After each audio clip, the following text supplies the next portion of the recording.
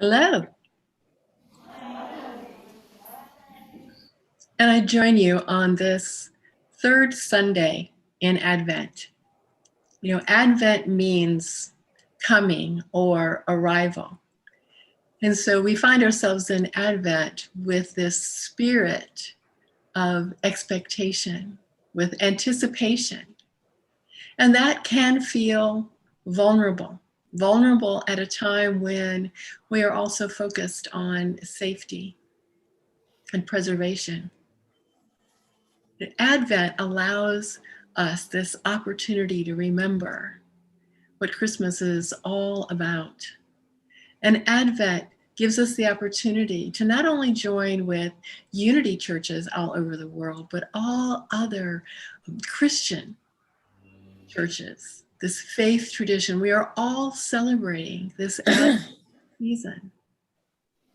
And of course, in unity, we so love being able to join in on these holidays.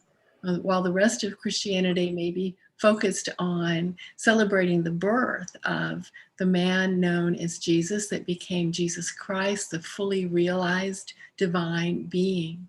We celebrate that too, and we also celebrate the birth and the rebirth of that Christ consciousness within us and within all people, regardless of what it may be called, regardless of how it may be described. We celebrate that birth and that rebirth of the Christ consciousness. And this Sunday, our focus is on the divine quality, the Advent quality of love. And that quality is beyond words, but I will do my best. Unity has been making these wonderful booklets. This one is called The Spirit of Christmas, and I saw in the newsletter where you can pick yours up in the bookstore. And before you get to the actual dates celebrating the days of Advent, there's a story on pages 13 and 14. It's by Reverend Mark Fuss. And I know that many of you remember Mark because he did candidate at Unity of the Keys back in 2009, I believe. And those of us who were privileged to be on campus for the 3-year Master of Spiritual Education of Divinity got to know Mark very well there at Unity Village. I was not aware of this story that he so beautifully tells in this booklet, and I'd like to share some of it with you this morning. The year is 1993. And he is living in New York City, and he is living the high life. He has a beautiful apartment on the 35th floor of Waterside Plaza in Manhattan. He has a great job. He is hosting Broadway stars and authors and singers for parties and benefits and openings. But he says that Christmas had lost all meaning for him, and that his skin was thick and his heart wore armor. And knowing Mark like I do, I cannot imagine this. But that's how he describes himself in 1993. For he says that a decade of alcohol, addictions, and self-loathing had taken its toll. And this particular Christmas season, he had family visiting, but that had no effect on him. They were going to parties and they were going to Broadway shows. And this particular afternoon, they had a period of time before the next event. And he decided to put on a Christmas CD that he had purchased but not listened to. And it was called Christmas Tide. And it was by the opera singer Jesse Norman. He said the sun was setting across the East River, but he was immune to that. But his visitors liked it. He put on this music, and as it began, it was enveloping them. It was as if a warm blanket descended upon the room. No one spoke for the next hour. The music and Jesse's magnificent voice danced and soared and soothed his soul. It was a carol that he hadn't heard before. The melody was soothing and uplifting, and the lyrics were simple. Truth and love and hope abide this Christmastide. He describes it as his Grinch moment, the moment where his heart grew 3 times its size. It was the most magical and transcendent moment that he had ever experienced, and a sense of peace and almost overwhelming love enveloped him. And he knew, he had this knowing from deep inside of him that no matter how things might seem on the outside, that truth and love and hope abide.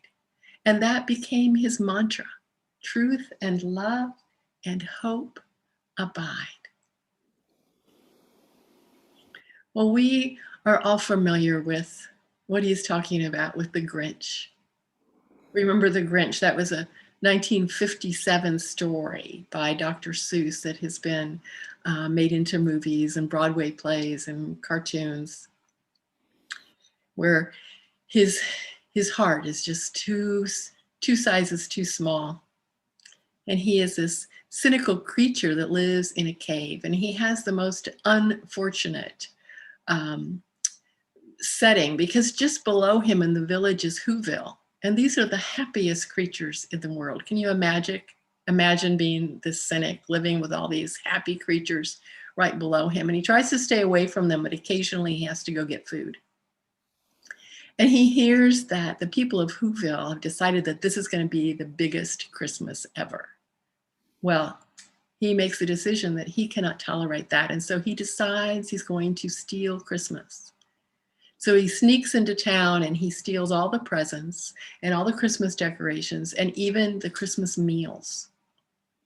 And through a series of events, he meets Cindy, who's the most optimistic, happiest child in the world, and is present when the whole town starts singing this song, welcoming Christmas. And he gets swept up into the moment and realizes that they're welcoming Christmas even without the presents or the decorations or the food, because that is not what Christmas is about. And his heart triples in size. His heart triples in size. Well, this year, this story had kind of a special meaning for me, because it feels like in 2020 that there's the potential for Grinch-like atmosphere to overtake us. Like can be this dark cloak that is surrounding us. And as I look on Facebook and I talk to my friends, I see where there's almost 2 approaches that have been taken to Christmas this year. One is just not going to do it, not doing Christmas this year, just going to skip it. And the other approach that I've seen are friends that I know who have always followed the rule: nothing Christmas until after Thanksgiving. Nope, jumped right in and started decorating mid-November because they wanted as much Christmas as they could possibly get this year. We're reminded through Advent that this divine idea, this divine quality of love is expressed within each one of us, and that we have within us all of what we focus on each week through Advent: faith, peace, love, and joy, that they reside within all of us, and that Advent is about an awakening and a reawakening of those qualities within us. It's the coming, it's the arrival, it's the journey to our own heart this time of Advent. This awareness and reigniting of faith and peace and love and joy. I receive love graciously and reflect it to the whole world. What a beautiful affirmation to remember, not just this morning, but throughout this day and throughout this week. For this divine quality of love, this Advent love is truly beyond words. It must sink into us as a feeling. Sink into us. For we are all crossing a bridge. We are all crossing a bridge with this Advent season, this anticipation, this expectation as we celebrate Christmas, the birth of the Christ consciousness, and then prepare to move into the new world, the new year. And there have been some Advents, some moving from year to year that may have felt like just stepping stones over a calm stream, but not this year. This year, the water of 2020 is rather turbulent. It is churning. And the bridge that we are crossing is very high and steep, and it's made out of wood. And sometimes the steps seem to be kind of far apart and maybe not all that steady. And we're not sure about the water beneath us either, how deep it might be. But each of us take our spiritual tools and we take these beautiful gifts of faith and peace and love and joy with us as we cross this bridge as our spiritual tools, as we make the decision, do I cross or not? That's what our spiritual pathway is all about. Do I go back? Do I stay where I am? Do I move forward? And we accumulate wisdom along the way to help us make this decision. Yes, there's so much more to do. Or no, that bridge looks really shaky. Do I even want to do Christmas this year? I mean, it's not like last year. It's not back in the world we knew before, the old world, our previous life. And we're at the point now where we're starting to wonder if we're ever going to know that again. We had such high expectations for 2020, such cute sayings, didn't we, about this clear vision? But here we are. Here we are with turbulent waters and eddies and currents that we can so easily be pulled down into if we allow ourselves. And it's important too that we acknowledge the grief of this year. There have been many who have been ill, perhaps you yourself, of COVID or something else. We have lost dear ones to death. There have been so many losses. The loss of jobs, the love of finances, the loss of connections. I mean, this bridge really does feel shaky. And we need to acknowledge also that there have been many blessings in this year. There have been weddings. There have been and will be births, anniversaries, graduations. I feel very blessed that this is the year that I've gotten to reconnect with Unity of the Keys. And so we acknowledge the blessings and as well as we look towards with anticipation, with expectation, what is on the other side? What's on the other side of this bridge? Because we can't see that far. We don't know. And when we get to the last day of this year, there's no reset button. And we remember, as we prepare to cross this bridge, the law of mind action, thoughts held in mind produce after their kind. And so what we want to hold this Advent season and as we cross this bridge into the new year is the world of possibilities, to not limit ourselves. What is possible? And we need others to lift us up, and others need us to lift them up, to use faith and peace and love and joy, knowing that all things are possible. As we focus today on love,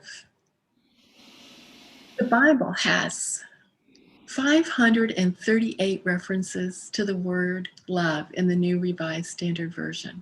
And this morning, I'm looking at 1 Corinthians the 16th chapter, the 14th verse. This says, "Let all that you do be done in love." Let all that you do be done in love. If only we commit to remembering that in all of our dealings, let all that we do be done in love. It sounds so simple and we want it. Our hearts truly want to commit and to express that, reveal that in the world. You know, just a few days ago, I was talking to a friend of mine on the phone, and we were moving into a subject that I was very passionate about. And before I knew it, I had taken off my minister's stole. I had taken off my ring of friendship, and I had put on my cloak of HR, human resources. That was my previous world, over 30 years in human resources and one of the most highly regulated industries in the United States, healthcare. And I don't mean any offense to anyone who works in human resources. It was the perfect world for me. I'm a number 1 on the Enneagram. I like to know what those rules are. There's policies and procedures for everything. There's a right way to do things. And when I jump into my HR role, I may not be coming from my heart. I may be coming from my head. And that's exactly what happened in this conversation with my friend. And she recognized it. And she said, "Can we take a moment to go to prayer?" What a beautiful reminder. That's all I needed to get out of my head and back to my heart where I needed to be. And we all have bridges that we are going to be crossing, that we are crossing right now. We all have these bridges, and we need to remember, let all that we do be done in love. Regardless of what bridge it is, whether it's the bridge of your family or your friends, your bridge of your health, your finances, your fun, whatever activities you're doing. Remember that love is the bedrock, is the very essence for everything else. It is good to remember the word shalom. Shalom means to be in a place of safety, that our heart is safe, that our love is safe, safe hearts, wholeness, fullness. Let us embrace shalom as we commit to cross this bridge. We commit to divine love, Advent love, love beyond words. And this morning, I'd like to give you 6 steps for your spiritual toolbox. 6 steps to use to commit to crossing this bridge to divine love. With everything that is happening, with everything you are involved in, with all that you read about, everything that impacts your world, that touches your heart. The first one is awareness. It's a mindfulness practice. Stop. Don't worry about what's on the other side of that bridge right now. And take an inventory. Take stock. What is going on with you? Are you too focused on that churning water under the bridge? Are you perhaps using a coping mechanism, some sort of substance, some practice that is not healthy?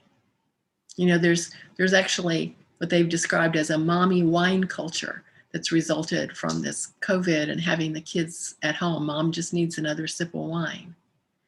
You know, how are we trying to cross that bridge? Be honest in your inventory.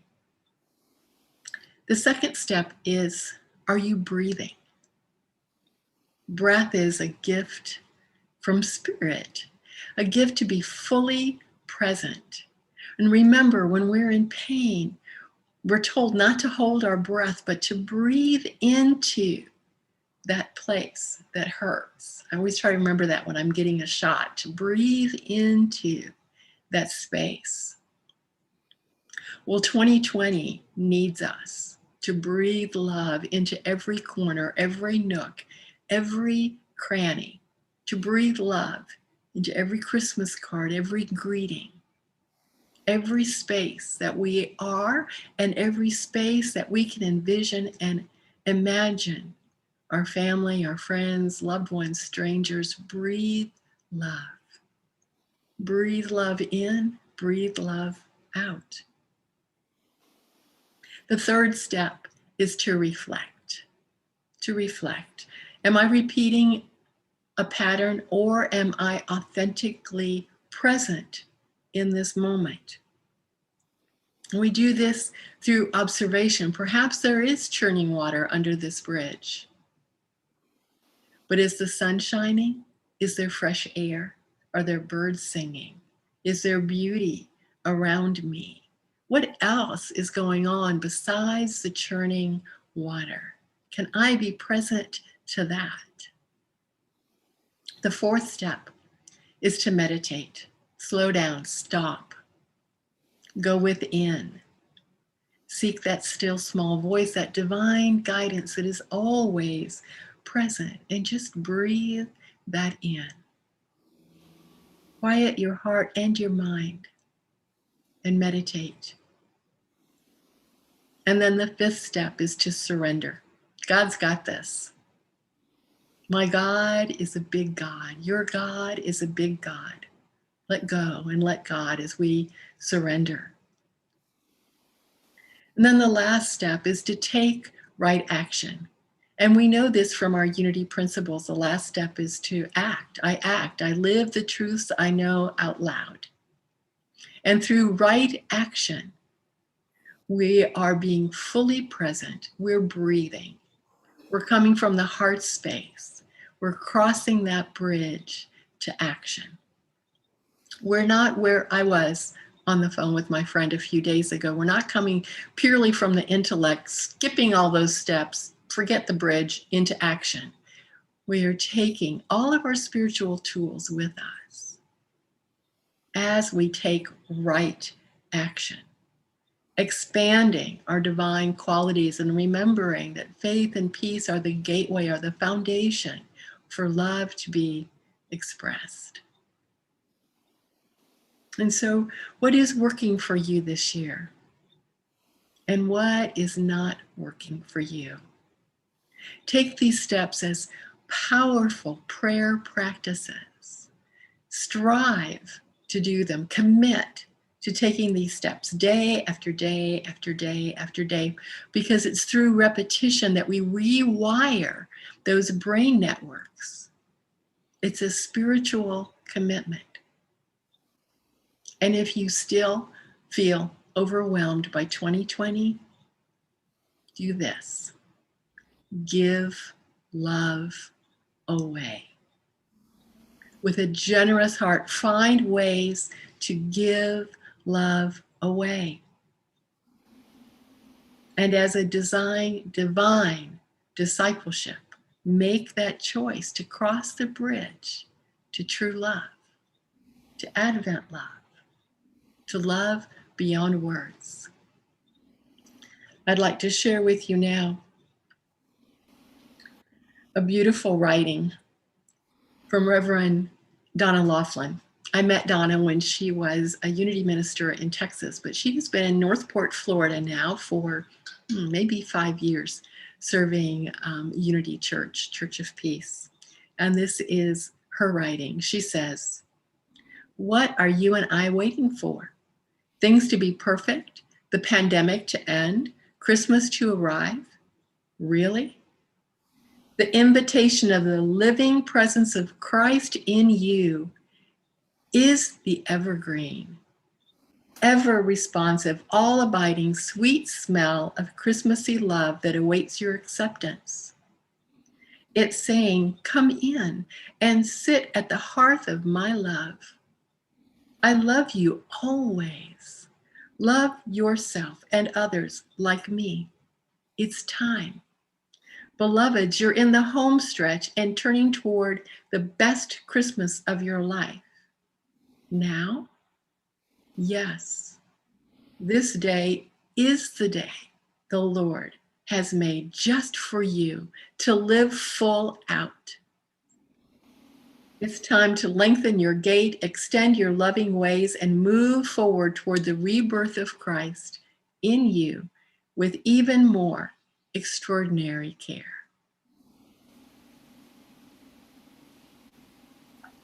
Love is who we are. Love is who you are. Love is our nature. It is our birthright. No season can contain it. We claim it, we exclaim it, and we exude it. And so it is, my friends. God bless you.